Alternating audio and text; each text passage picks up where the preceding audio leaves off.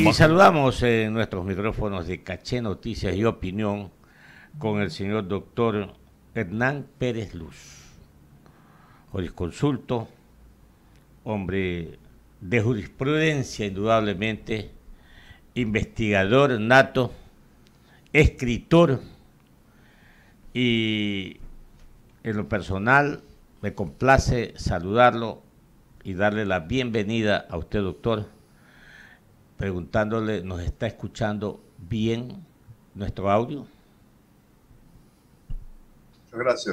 Muchas gracias por la invitación.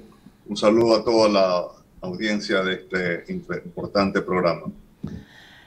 Doctor Pérez, mi compañero, el magíster Carlos Acoto, comienza con esta entrevista. Carlos. Bien, doctor, muy buenos días. Qué gusto saludarlo. Gracias por el espacio en su agenda.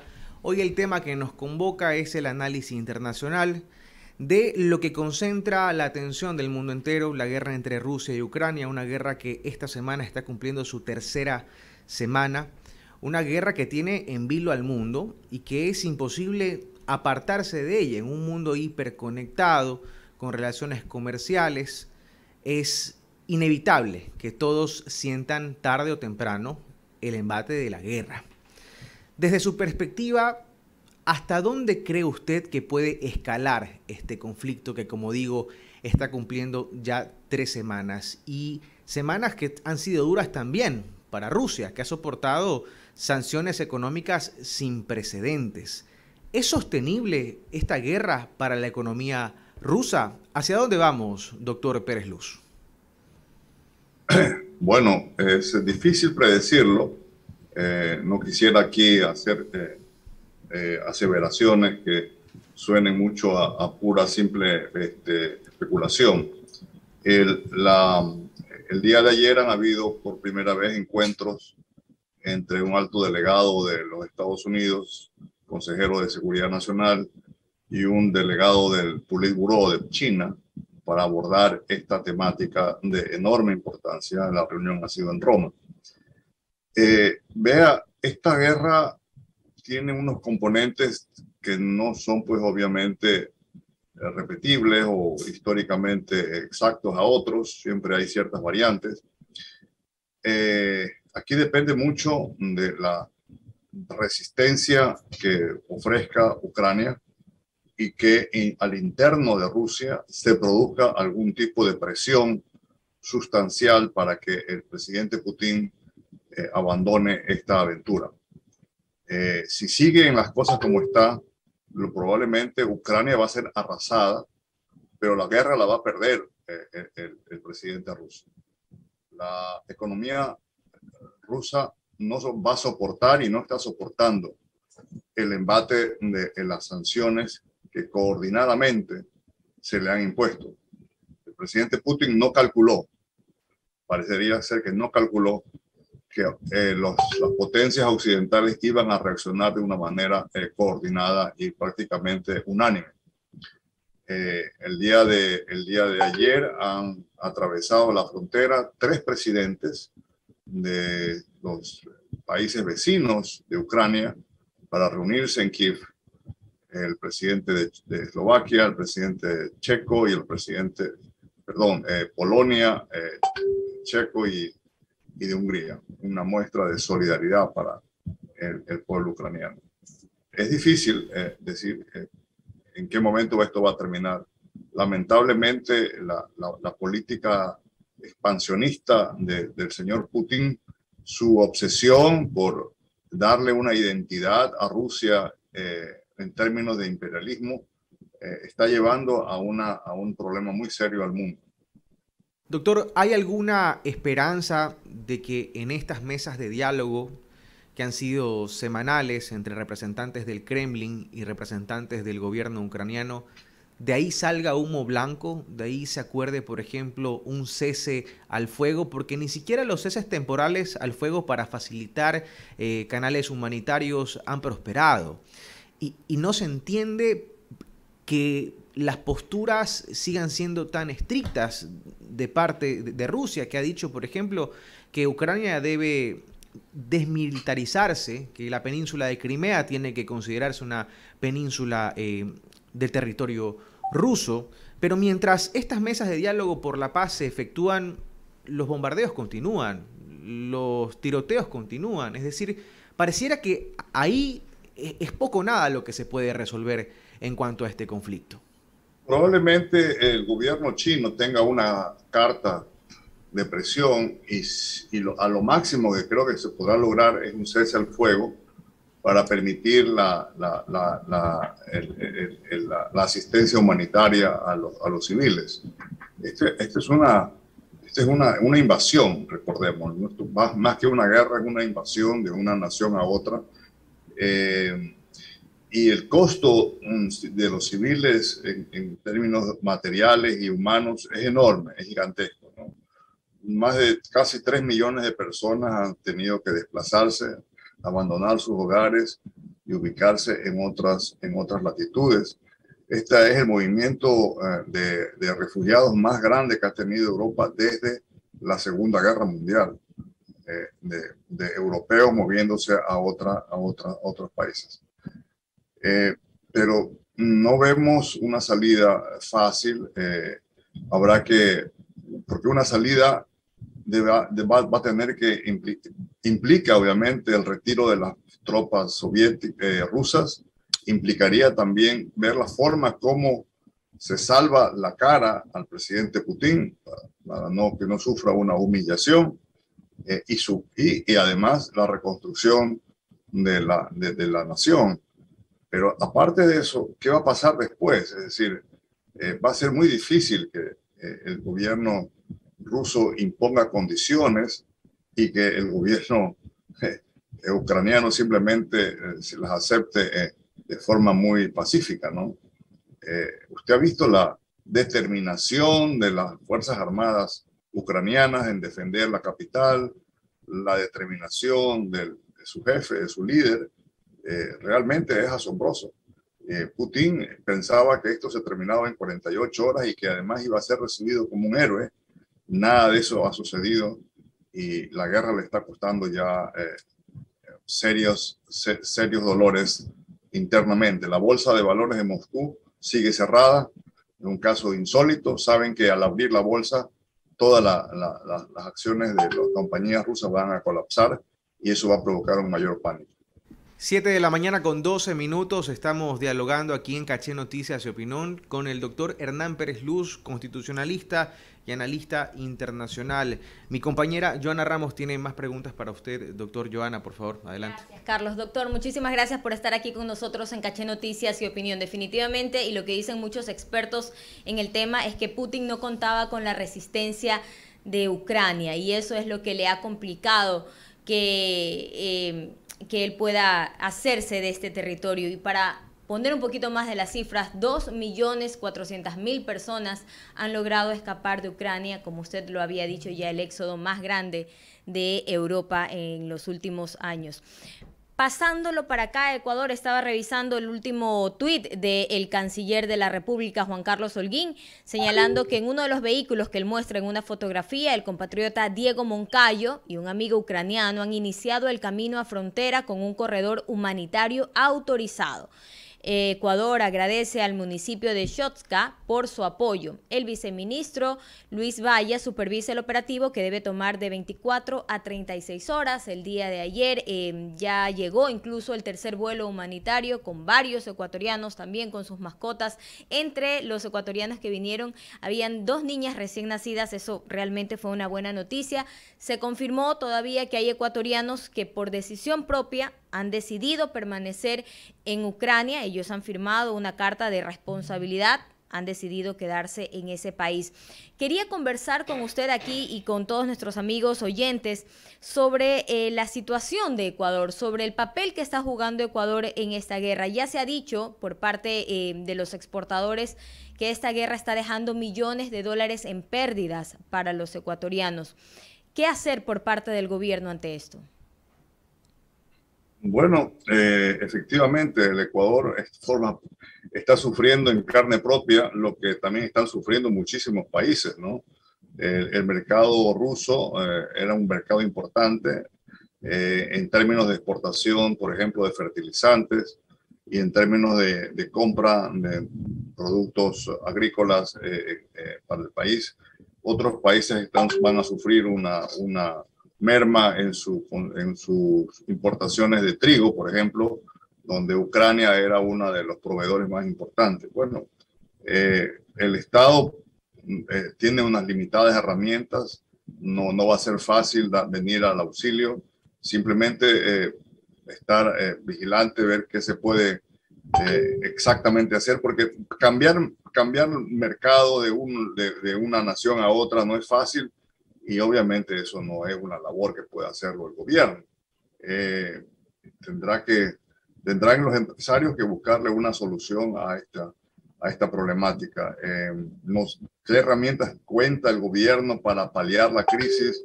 No es tan fácil de definir eso. Yo sé que es muy fácil decirlo, pero ya en la vida, en la práctica, no vemos que eso sea tan factible. Pero la respuesta que ha dado el gobierno a los empresarios, a los exportadores, que son los primeros que encendieron las alarmas tras la guerra, ¿ha sido buena? O mejor dicho, ¿ha habido una respuesta del gobierno, por parte del gobierno, al sector que ya está siendo afectado por esta guerra? Porque semanas atrás escuchábamos al presidente de la República diciendo: a mí no se me vengan a quejar si ustedes dejan de tener utilidades. Bueno, no ha habido una respuesta del gobierno. La pregunta es si el gobierno está obligado a responder ante una crisis que afecta a un sector comercial por eventos que han sucedido pues a miles de kilómetros de distancia, ¿no? Tampoco, yo no soy amigo de que el gobierno tenga que intervenir en todos los momentos en los que una persona o un empresario tenga algún tipo de dificultad. Pero puede ser que hayan ya mesas de retrabajo. Entiendo que ya el Ministerio de Agricultura ha tenido algunos diálogos. Probablemente las expresiones del presidente no fueron muy afortunadas o capaz fueron sacadas de cierto contexto, pero no sabemos a qué respondía él, cuál era la propuesta que se le había hecho que lo llevó a reaccionar de esa forma, ¿no? Pero en fin, esperemos que esta situación se supere. No es tan fácil porque, como usted comprenderá, cambiar de un mercado a otro no es tan sencillo. Afortunadamente, buena parte de la producción nuestra va a mercados europeos y de la Unión Europea, donde aparentemente no hay ningún problema. El problema simplemente se concentra en Ucrania y en Rusia. Doctor Hernán Pérez Luz, analista internacional, aquí en Caché Noticias y Opinión, economista, Cliver Chica. Doctor Pérez, esta es una radio y el público es heterogéneo. Usted es columnista y tiene muchos artículos en el diario El Universo, en la revista dominical, etcétera, etcétera. Y a lo mejor el público no conoce que Hernán Pérez Luz, que estudió una parte de su profesión especializándose en la misma en Harvard, que fue compañero de estudios del expresidente Barack Obama, y que Hernán Pérez Luz también se distinguió como estudiante y que fue uno de los estudiantes que tuvo acceso a escribir artículos en la revista de Harvard, si mal no recuerdo, en mi época de investigación de su vida profesional. Entonces estamos hablando de una persona que conoce perfectamente bien y que ha logrado especializarse también en el arbitraje internacional de la jurisprudencia, y conoce mucho lo que es este sector muy complejo que es el petrolero.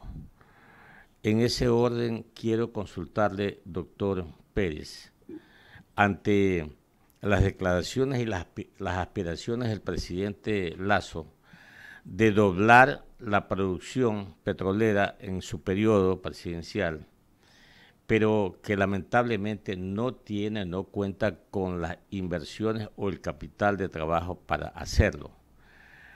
Usted, que es entendido en el tema petrolero también desde la óptica de la jurisprudencia, doctor Pérez.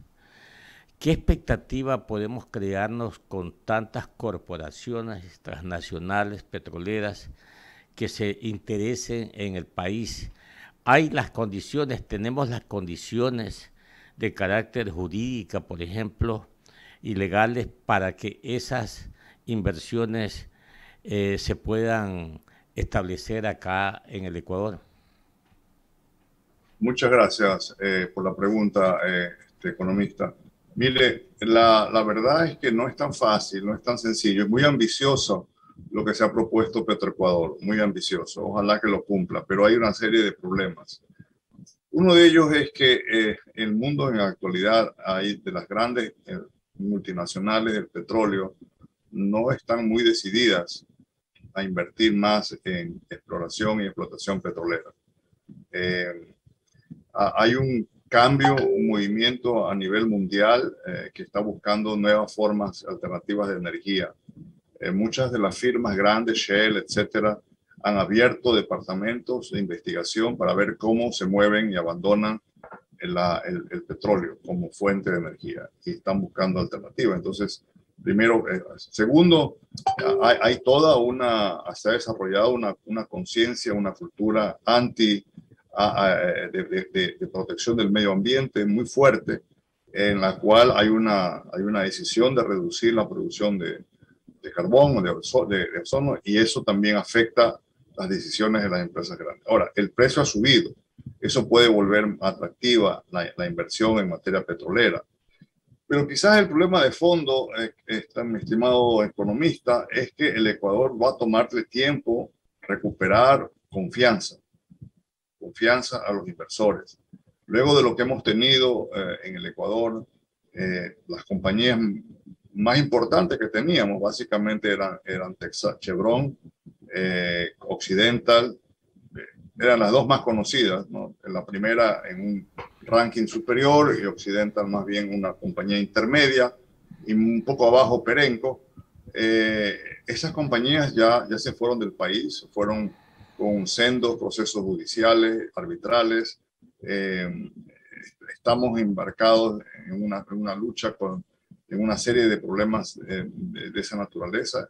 Entonces, recuperar el prestigio, recuperar la confianza, no va a ser tan fácil por parte del gobierno del presidente Lasso. Ahora, en la última reforma económica que hubo, que se aprobó en diciembre, afortunadamente hay varias reformas a la ley de hidrocarburos que le permiten al presidente una gran flexibilidad en el desarrollo y el establecimiento de nuevos tipos de contratos. Probablemente a eso se refiera, o ese sería el punto de optimismo de Petroecuador, que podrá ahora acomodarse a diferentes coyunturas de mercado para diseñar contratos que ofrezcan al Estado una ventaja, pero también ofrezcan al inversor un incentivo de riesgo, ¿no? Son las 7 de la mañana, 23 minutos, dialogando con el doctor Hernán Pérez Luz aquí en Caché Noticias y Opinión. Estos términos suyos de confianza, de estabilidad, me obligan prácticamente a consultarle a usted como ciudadano ecuatoriano y como hombre del derecho la situación actual de la Asamblea Nacional. Como es de conocimiento público, doctor Pérez, la última sesión del fin de semana se constituyó en una página negra de la historia en la vida democrática del país, con esta resolución de amnistía. Y las cosas no quedan ahí, o no han quedado ahí, doctor Pérez, y lo que se respira o se ve es un ambiente pesado desde la Asamblea Nacional. Mi pregunta ante usted, o a usted como persona, como un ciudadano ecuatoriano y como hombre de derecho, ¿a dónde quiere ir un grupo o ciertos bloques de la Asamblea Nacional. ¿Cuál es el objetivo principal de ellos? ¿Cuál es su criterio? ¿Qué lectura tiene al respecto usted, doctor Pérez? Bueno, yo creo que esto se enmarca en lo que ya habíamos, de alguna manera ya se había anunciado. Es una alianza que lo que busca, entre otras cosas, es desestabilizar al gobierno y procurar a toda costa el control de la Fiscalía General del Estado, la remoción de la doctora Salazar e iniciar un proceso de anulación de la sentencia contra el señor Correa y contra muchos de sus allegados y el cese de lo que ellos llaman una persecución política, una persecución judicial. Básicamente ese es el punto más importante en todo este panorama que, coincido con usted, pues se ha cargado, se ha pesado, está muy denso, hay mucha incertidumbre, pero la decisión de la Asamblea en días pasados fue una decisión inconstitucional, una decisión arbitraria, lejos de provocar el olvido, que es lo que se busca con las amnistías. Aquí lo que ha provocado es una reacción por parte de la ciudadanía que va a perennizar los hechos de octubre del 2019, más que hacerlos que nos olvidemos de él. 7:26. Doctor Pérez, y voy a tomar este término muy común. Todo para el expresidente Rafael Vicente Correa Delgado, todo está, por así decirlo, roto y hay que ir soldando. Hay que ir soldando estas cosas que están rotas. Y mi pregunta a usted, con todos los acontecimientos y el fallo de la amnistía, donde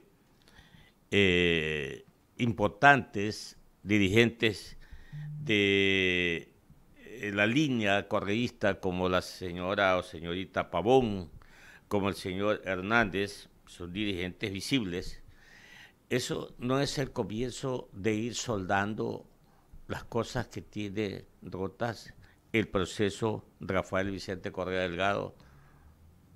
Probable, yo coincido que era necesario para fortalecer a sus líderes el darles este signo, digamos, esta muestra de poder, a haber llevado curiosamente al bloque de Pachacuti, que fue perseguido por el correísmo, ahora es básicamente usado o se presta para sacarlo, para sacar esta amnistía. Sí, yo coincido, probablemente una movida. Ahora, el costo de esto habrá que verlo. Habrá que ver si ese es un precio que puede pagarse fácilmente, si esto no tiene un costo de rechazo en la ciudadanía en reacción a lo que ha sucedido. Pero al final del día están amnistiados estas personas. Ahora se ha abierto un frente judicial para examinar la constitucionalidad o no de esa decisión. Habrá que ver qué sucede en las próximas semanas. 7:28 minutos. Doctor Pérez, ante ese panorama de supuestamente buscar la anulación de fallos, de penas por parte de la Fiscalía y todo lo que se llama la parte judicial, ¿no cree usted que se podría preparar un ambiente también desde la Asamblea Nacional, originar una toma de decisión eminentemente política y también una aventura a la desestabilización del país como una muerte cruzada? Es probable. Acordémonos que hay dos muertes cruzadas. La una, la que viene de la legislatura, y la otra, la que viene de la presidencia de la República. La diferencia está en los tiempos. La que provenga de la legislatura toma más tiempo porque tiene que haber todo un procedimiento casi judicial por parte la propia Asamblea antes de declarar el cese de funciones del presidente de la República y la convocatoria inmediata a nuevas elecciones. La muerte cruzada, llamada así, de origen presidencial, es mucho más corta en sus tiempos. Pero al final estamos hablando de una institución que no hemos tenido experiencia en el Ecuador, que no es sencilla manejar, que hasta cierto punto tiene sus peligros, ¿verdad? Un presidente de la República en funciones que no tenga a una legislatura en el poder no existe en nuestra historia, a menos que ese presidente pues, obviamente sea declarado dictador, que no es el caso en la actualidad, porque esa institución la acepta la propia Constitución. Así que sí, probablemente la propia legislatura está creando condiciones para que sea disuelta. Ya lo han pedido prácticamente varios asambleístas. Uno de ellos ya renunció, otro lo ha insinuado, dos de ellos han renunciado, perdón, y uno de ellos lo ha solicitado formalmente. Y nos aprovechamos la oportunidad de estar dialogando con usted, doctor Pérez, para consultarle como persona que conoce también el ámbito de la política internacional.